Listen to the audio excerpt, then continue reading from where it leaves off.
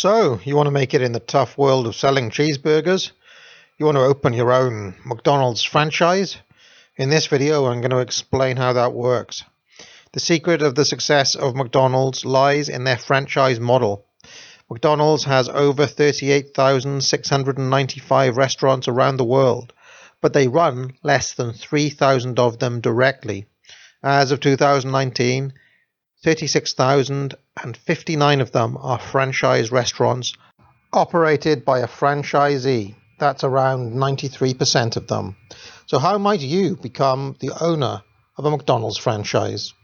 Well, first you need a whole wad of unencumbered money. That means you haven't borrowed it, you just have it sitting in the bank. In the UK, that amount is at least £100,000.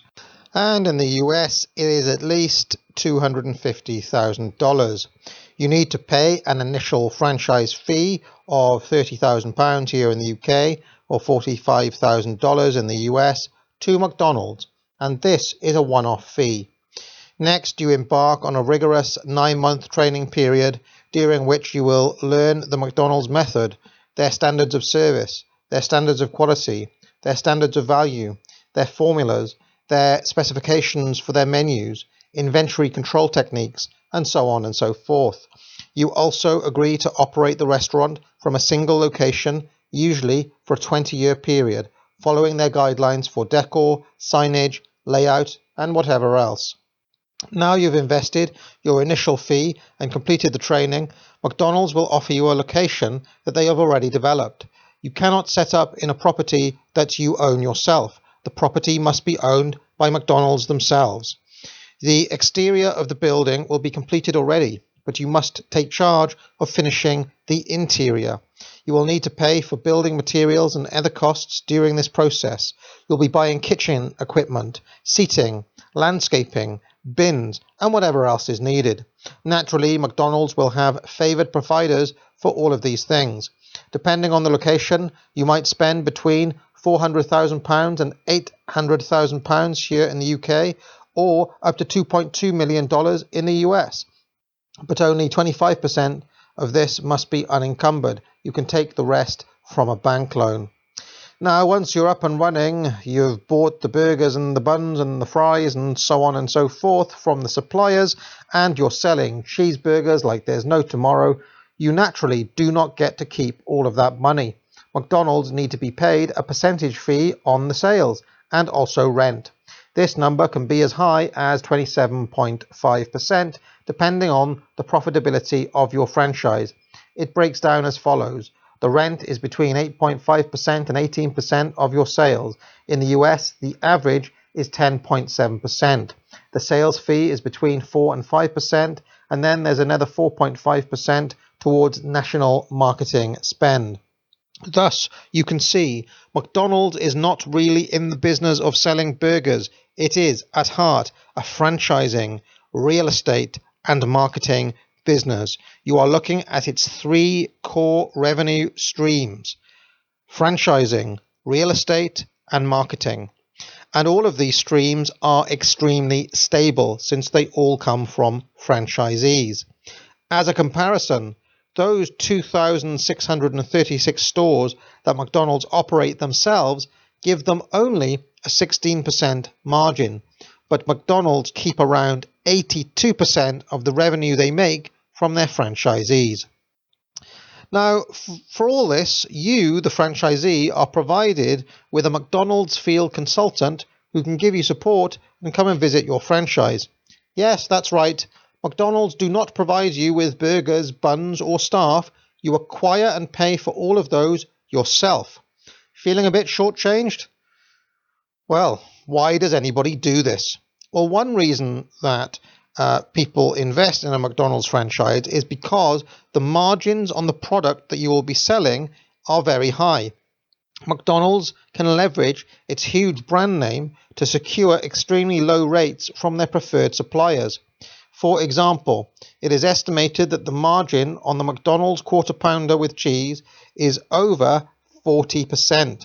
It costs $3.89 to buy a Quarter Pounder in your typical McDonald's restaurant, which means the per unit wholesale price of all the ingredients must be in the region of $2.33. So every quarter pounder sold makes a return of $1.56 less the cost of land and labour. It's estimated that the typical McDonald's restaurant makes around $7,000 a day. To keep things simple, because I just want to give you a rough idea of the running costs and the margins, let's just pretend that we are selling quarter pounders only. To make that much revenue, we'd have to sell 1,799 quarter pounders in a day. From this, we can work out the total cost of variable capital.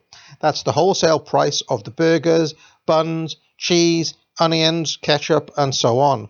We know it's $2.33 per unit. So let's times 1,799 by $2.33, and that makes a grand total of $4,192.80. So now we're left with $2,807.20. We need to pay the staff from this. On a busy day, it's estimated that you'd need 12 staff roles, but this is not a busy day, this is an average day. So let's say we have 8 shifts with you, the franchisee, acting as the store manager yourself. 2 millions on the till for 8 hours, 3 millions in the kitchen, 1 million on fries, and 2 millions mopping up and in the back room. We'll put them on, let's say, $9 an hour. So what does that come to? Well, it's $72 each for the day and total staff costs of $576 for the day. But in fact, realistically, the store will be open for longer than one 8-hour shift. So let's simply double this and assume you need to pay another 8 people for the late shift. Typically, there's the 8 a.m. to 4 p.m. shift, and then there's the 2 p.m. to 10 p.m. shift. So our total staff costs are actually $1,152. So let's take those labor costs from the leftover revenue, and what are we left with? $1,655 for the day. But now let's give McDonald's their share. Note that they do not take the percentage of your profits, but from your gross sales. That's a percentage of all $7,000 revenue you made that day. So let's run the numbers.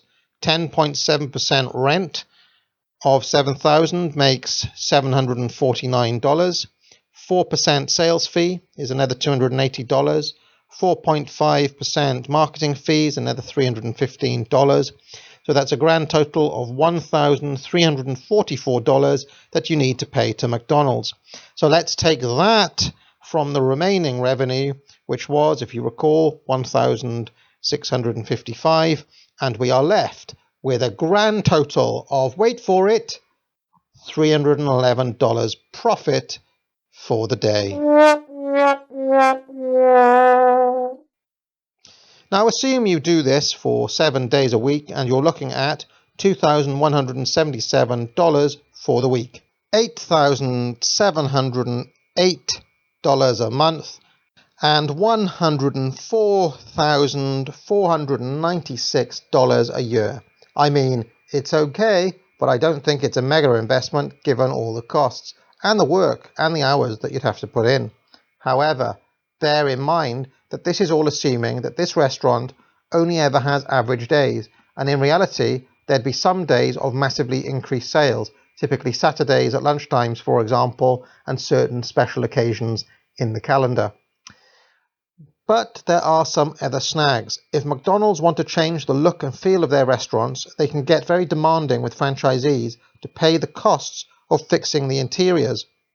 All of the fixed capital costs, that's the kitchen equipment, the seating, the decor, and so on, is always on the franchisee to pay.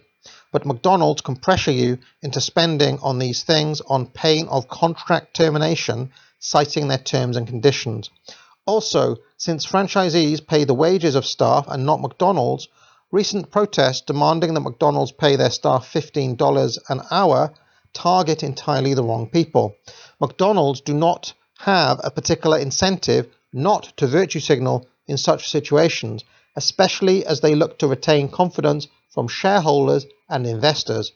So it's possible that McDonald's do not oppose or lobby such government-mandated hikes in wages because it is ultimately the franchisee who is hit by it, not McDonald's.